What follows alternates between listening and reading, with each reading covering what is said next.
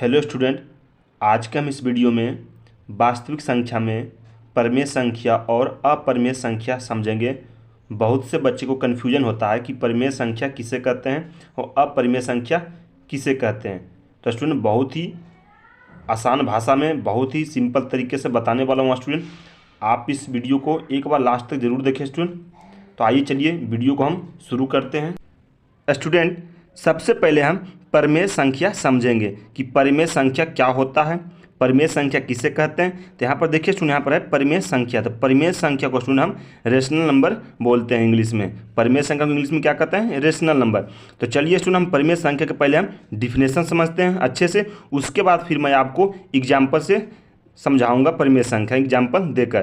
तो आइए पहले हम डिफिनेशन समझते हैं। तो डिफिनेशन स्टूडेंट, जिन संख्याओं को P/Q के रूप में लिखा जा सकता हो जबकि P तथा Q पूर्णांक हो तथा Q इज नॉट इक्वल 0 हो, वो संख्या परिमेय संख्या कहलाती है।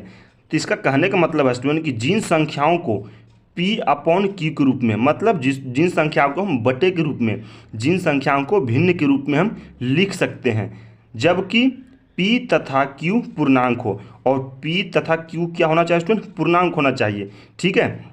और यहाँ पर क्या तथा Q इज नॉट इक्वल 0, और Q जो है स्टूडेंट क्या नहीं होना चाहिए? 0 नहीं होना चाहिए, मतलब Q का जो वैल्यू है 0 नहीं होना चाहिए, ठीक है। वह संख्या परिमेय संख्या कहलाती है, ठीक है। सुन, अब मैं आपको स्टूडेंट एग्जाम्पल देकर समझाऊंगा कि ठीक है कि परिमेय संख्या किसे कहते हैं। तो जैसे कि स्टूडेंट, जैसे कि मैंने यहाँ पर एग्जाम्पल लिख रहा हूँ मैं। अब जैसे कि मैंने कोई संख्या ले रहा हूँ जो P/Q के रूप में हो, भिन्न में। जैसे मैंने ले लिया 2/3 और 2/3। अब जैसे ये इसको P मान लिया और इसको Q मान लिया।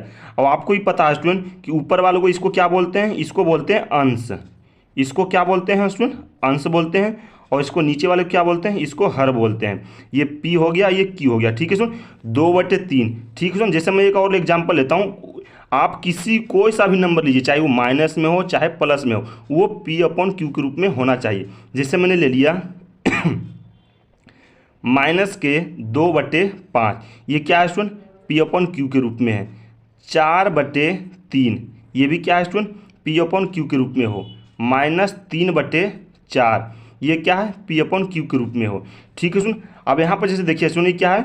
2/0। अब यहाँ पर ये क्या है स्टूडेंट? 2/0। अब ये क्या है? ये जो है परिमेय संख्या नहीं हो सकता है, क्योंकि यहाँ पर देखिए क्या है? Q की जगह क्या होता है? ऊपर वाला होता है P और नीचे वाला होता है Q। तो Q की जगह क्या है स्टूडेंट? 0, जबकि यहाँ पर साफ साफ बोल रहा है कि Q is not equal 0। Q की जगह क्या होना चाहिए? Q का वैल्यू 0 नहीं होना चाहिए। तो ये परिमेय संख्या नहीं हो सकता, ये चीज़ आप ध्यान रखना, ठीक है सुन।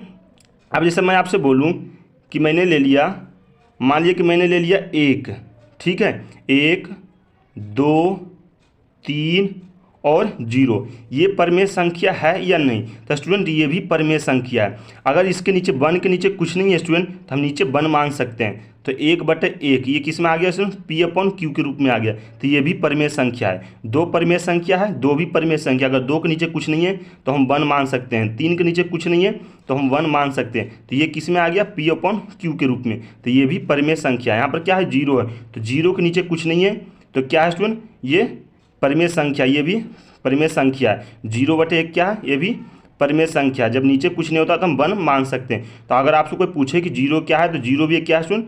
परिमेय संख्या है, ठीक है सुन। तो ये था स्टूडेंट परिमेय संख्या। तो मुझे पूरा उम्मीद है स्टूडेंट कि आपको परिमेय संख्या अच्छे से समझ में आ गया होगा स्टूडेंट कि परिमेय संख्या क्या होता है, परिमेय संख्या किसे कहते हैं, ठीक है स्टूडेंट। अब चलिए अब हम समझते हैं स्टूडेंट अपरिमेय संख्या की अपरिमेय संख्या किसे कहते हैं। स्टूडेंट अब हम समझेंगे अपरिमेय संख्या की अपरिमेय संख्या क्या होता है, अपरिमेय संख्या किसे कहते हैं। तो यहाँ पर स्टूडेंट अपरिमेय संख्या को इंग्लिश में बोलते हैं इरेशनल नंबर। तो हम स्टूडेंट सबसे पहले अपरिमेय संख्या का डिफिनेशन समझेंगे कि अपरिमेय संख्या क्या होता है। तो यहाँ पर देखिए स्टूडेंट डिफिनेशन है, वैसी सभी संख्याएं जिसे P/Q के रूप में नहीं लिखा जा सकता है उसे अपरिमेय संख्या कहते हैं। परिमेय संख्या क्या था स्टूडेंट?